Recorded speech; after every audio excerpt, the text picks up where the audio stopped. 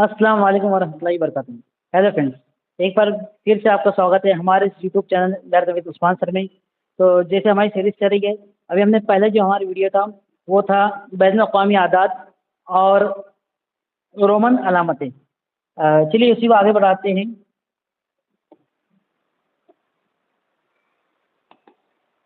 अभी हमने बैनुल अक़वामी आदाद किसे कहते हैं और रोमन अलामतें का इस्तेमाल हम किस तरह करते हैं हमने देख चुके हैं।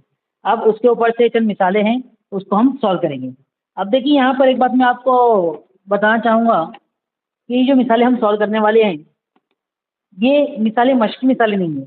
जो निसाब की जो बुक दी जाती है तो उसमें कुछ मिसालें मश्क के लिए दी जाती है कि तलबा उसकी मश्क करे और उसकी वजाहत भी साफ की होती है।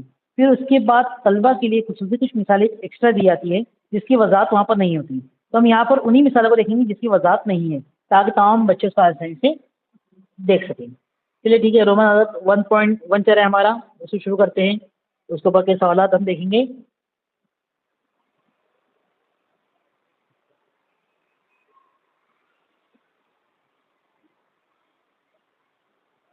अभी हमने देखा रोमन अदाद क्या होते हैं, उनको किस तरीके से लिखा जाता है। एक बार हम थोड़ा सा इसको रिकॉल कर देते हैं ताकि आपको समझने में और इसको करने में आसानी हो।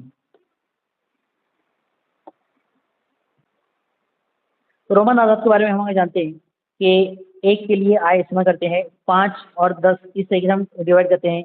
फिर अगर 50 की बात करें तो हम LCDM इसको याद रखते हैं कि 50 के लिए L और 100 के लिए C, 500 के लिए D और 1000 के लिए M हम इस्तेमाल करते हैं। तो चलिए उसी को ध्यान में रखकर आगे मिसालें हल करते हैं और जो जवाबात होंगे उसको किस तरीके से करेंगे चल देखते हैं पर।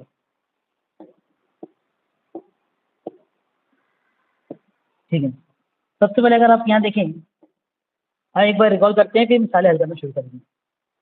देखिए ये इस्तेमाल करते हैं हम एक के लिए, इस तरीके से अगर 5 दिया जाए ये 5 के लिए हम इस्तेमाल करते हैं।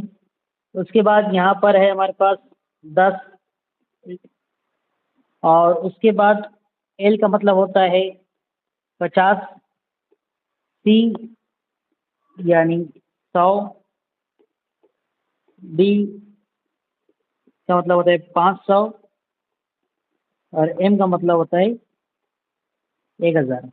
अब देखिए यहाँ पर एक चीज़ आप ध्यान में रखने वाली ये है कि इसके दो रूल हमने आपको बताए थे कि अगर हमें दाएं जानिब जो आदत हम बढ़ाएंगे तो ज़्यादा से ज़्यादा हम 3 हिस्से से बढ़ा सकते हैं। यानी कि रोमन आदत की बात करेगा तो 3 आदत हम बढ़ा सकते हैं और अगर बाएं जानिब कोई हिस्सा है तो उसको एक तफरीक माना जाता है, ये तफरीक करते हैं। चलिए अब इसी को हम आगे बढ़ाते हैं, मिसाल लिखेंगे उसको सॉल्व करने की करेंगे। चलिए हमारी मिसाल कहाँ है, यहीं पर है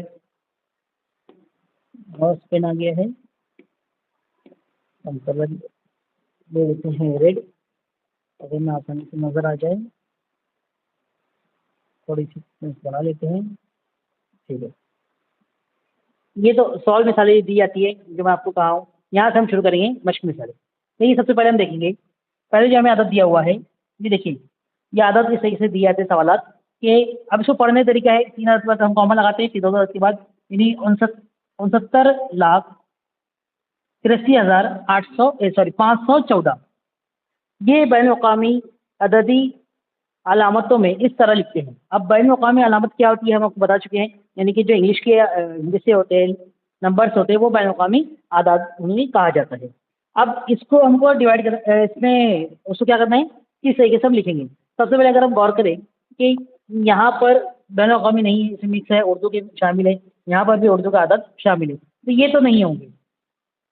फिर अब हमारे पास बचते हैं 2 आदाद, एक ये 69,83,354 और ये 314।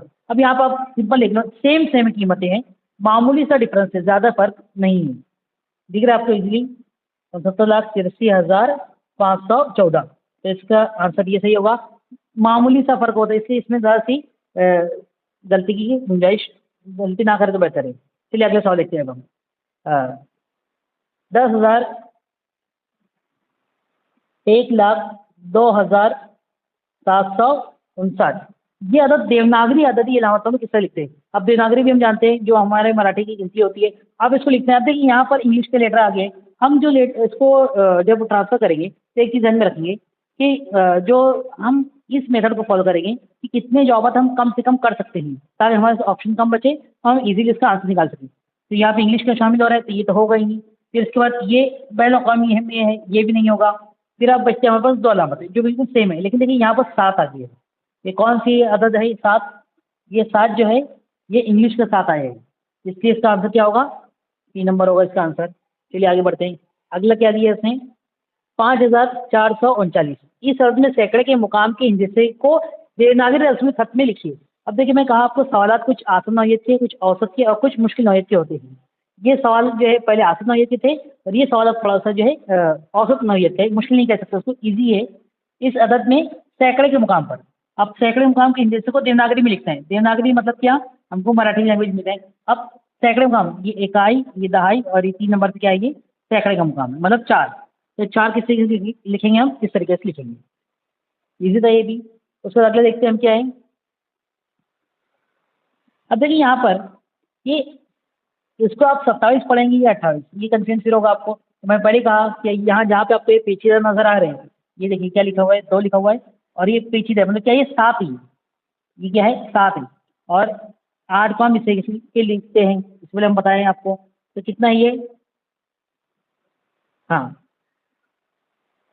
27,983। ठीक है, तो इसको क्या कहते हैं? इस अदद के हजार के मुकाम के हिंदसे को, इस अदद के हजार के मुकाम का हिंदसा है इकाई, दहाई, सैकड़ा और हजार, यानी ये हिंदसा। हिंदसा क्या है? साफ दिख रहा है आपको, वो क्या है? वो 7 है। सिंपल। आगे बढ़ते हैं। आसन के सवाल है। सबसे छोटा 3 हिंदसी अदद बैन अवी अददी जमातों में लिखिए। अब देखिए थोड़ा सा ये ब्लर हो गया पेंट होने में, ठीक है। देखिए सबसे छोटा 3 हिंदसी अदद, सबसे छोटा 3 हिंदसी अदद कौन सा है? आपको पता है? बिल्कुल पता है। सबसे छोटा 3 हिंदसी अदद है 100। सबसे छोटा 3 हिंदसी अदद है। ये शुरुआत यहीं से होती थी हिंदसों की। और सबसे बड़ा अगर पूछेगा तो सबसे बड़ा 3 हिंदसी अदद है 999। चलिए वापस आते हैं। तो क्या है? 999 हमने देखा, लेकिन उससे क्या होता है? सबसे छोटा पूछा है। देखिए जवाब उसने ये भी दिया है, ये भी दिया है, ये भी दिया है, लेकिन हमको एक सवाल ये पूछ देखना है यहाँ पर, बैन अवी अलामतें पूछ रहे हैं वो। बैन अवी क्या है? तो ये होगा। ये देखिए जवाब दोनों दिए उसने, देवनागरी और बैन अवी, और दोनों जवाब दिए। ये आपको सिर्फ कंफ्यूजन करने के लिए ऐसे दिए जाते हैं। हाँ, 5232 ये अदद देवनागरी अददी अलामतों में 0 है। 5232, 5 जो है हजार के मुकाम पर हुआ और 232, लेकिन किसमें? देवनागरी में, मतलब मराठी में हमको चाहिए। 5232 3 नंबर से साफ दिख रहा है आपको यहाँ पर। आगे बढ़ेंगे हम। तो सर 450, यानी कि 450 यानी कितना होगा? ये होगा 450। जब भी हमें सवाल दिया जाए उसका आंसर हम पहले निकाल लेंगे खुद से, उसके बाद हम ऑप्शन देखेंगे। उससे क्या होता है? हमारा कन्फ्यूजन ज़्यादा नहीं हो पाता। क्योंकि अगर हम इसके यहाँ पर चेक करेंगे अगर, तो देखिए 450 ये बैन अवी मेथड में हमको चाहिए। अब बैन अवी में चाहिए तो ये तो नहीं होगा, सिंपल कट हो गया। ये भी नहीं होगा। अब बचते हैं 2। अब देखिए जवाब से कितने का फर्क है? सिर्फ मामूली सा फर्क है। यहाँ पे 450 है, यहाँ पे क्या है? 405 है। अगर आप ये पहले जवाब नहीं निकालेंगे खुद से तो कंफ्यूजन होगा, आप गलती से इधर टिक्का देंगे, तो इसको थोड़ा सा तवज्जो देंगे। अगला देखते हैं। 75,003। अब 75,003 यानी कि 75,003 किस में चाहिए हमको? बैन अवी अदद में। तो 75,000 और इकाई के मुकाम पर 3 होगा बस। आगे बढ़ते हैं। ये कितना है? ये 30 है। देखो एक सिफर 3 इधर और सिफर उधर हो गए सिर्फ, लेकिन कीमतें बदल गई है, जवाब गलत हो जाएगा अगर आप ज़रा सी इसमें करेंगे तो। हाँ, अगला सवाल है 89,450। इस अदद में सैकड़े के मुकाम के हिस्से को बैन अवी अददी अलामतों में 0 इस तरह लिखते हैं। अब इसमें सैकड़े मुकाम पर क्या है? 4 है। 4 को हम बैन अवी में किस तरह लिखते हैं? इस तरीके से लिखते हैं, सिंपल है। अगला है 78,911। ये अदद देवनागरी अददी अलामतों में 0 इस तरह लिखेंगे। 78,911 को देवनागरी में लिखना है, मतलब इसमें लिखना है, मराठी में लिखना है। इसको अब हम यहाँ पर पहले लिख लेते हैं, बाद में हम मैच करेंगे तो हमारा काम इजी हो जाएगा। पहले क्या है? 7 है। 7 हम कैसे लिखते हैं? ये हमारा 7 हो गया 7। उसके बाद क्या है? 8 है। ये हो गया हमारा 8। सॉरी, देखो फिर ही क्या होगा इसको,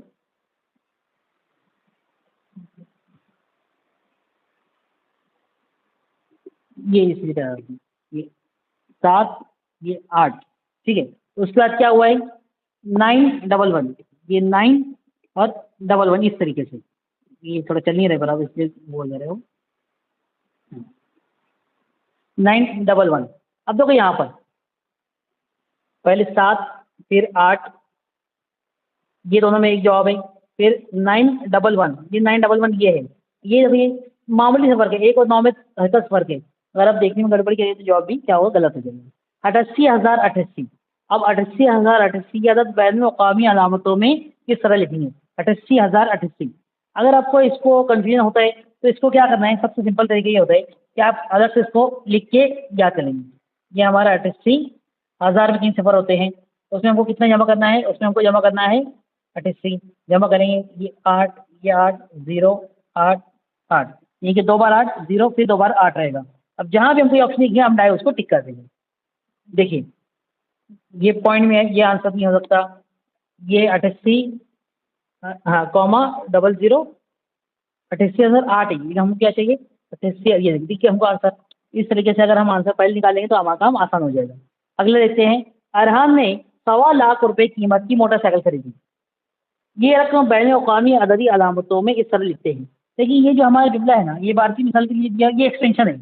अरहान ने किसी भी नाम से वो मनसूख कर रहे, इस तरीके से करे कि उस नाम के जरिए ताकि आपको कन्फ्यूजन होने का सवाल ही नहीं है। अरहान ने क्या किया? 1.25 रुपए की साइकिल खरीदी। 1.25 मतलब 1,00,000 और 25,000।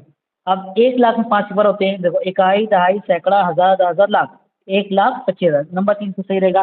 बाकी जो थोड़े थोड़े जो है करीब वो होंगे। अगले घड़ी में 12 बजे, ये रोमन अदद में किस तरह लिखते हैं? अब घड़ी में 12 बज रहे हैं तो रोमन में हम क्या करेंगे? 10+2 करेंगे। 10+2 यानी कि क्या? ये हमारा 10 हमने लिखा 11 और 12, 10+2 ये हो गए। आगे बढ़ते हैं। अगला है साद ने 13 रुपए का एक पेन और 5 रुपए की एक पेंसिल खरीदी, तो उसने कुल कितने रुपए खर्च किए? अब देखिए सवाल हमको जो पूछा है, इन जवाब हम किस में देने हैं? रोमन अदद में जवाब देने हैं। चलिए उसको देखते हैं। साद ने 13 रुपए का एक पेन खरीदा। साद ने कितने रुपए का पेन खरीदा है? 13 रुपए का। और बात करते हैं अगर हम ये, और 5 रुपए की पेंसिल, तो 13 और 5 के हमको जमा करना होगा। 13 और 5 कितना होता है? ये 18 होगा। 3 और 5 18 हुआ। अब 18 हम किससे किस लिखते हैं? आप जानते हैं 18 में कैसे लिखते हैं? 18 में लिखते हैं ये 10 और उसके बाद हम लिखते हैं 8। इस तरीके से हम क्या लिखते हैं? 18 लिखते हैं। जहाँ पे ये नहीं मिलेगा हम उसको टिक कर देंगे फौरन। अब क्या है? 10 और 8, ये देखिए हमको सामने आंसर आ गया। इसके अलावा देखो 10 10 20, ये 20 और 8 ये कितना हो गया? ये नहीं हो सकता है। हाँ अगली चीज़ देखिए, ये क्या दिया उसने? ये आदत चढ़ती तरतीब में लिखी है। अब देखिए चढ़ती तरतीब और उतरती तरतीब में कुछ बच्चों को कन्फ्यूजन होता है। इसको समझने के लिए मैं आपको एक फोटो बता रहा हूँ, आप इसको देखिए, इसको ध्यान में रखें हमेशा के लिए। ये जो चार्ट अगर आप यहाँ पर देखेंगे, यहाँ पर आपको चढ़ती तरतीब और उतरती तरतीब यानी असेंडिंग ऑर्डर और डिसेंडिंग ऑर्डर दोनों का कन्फ्यूजन आपको इसका दूर हो जाएगा।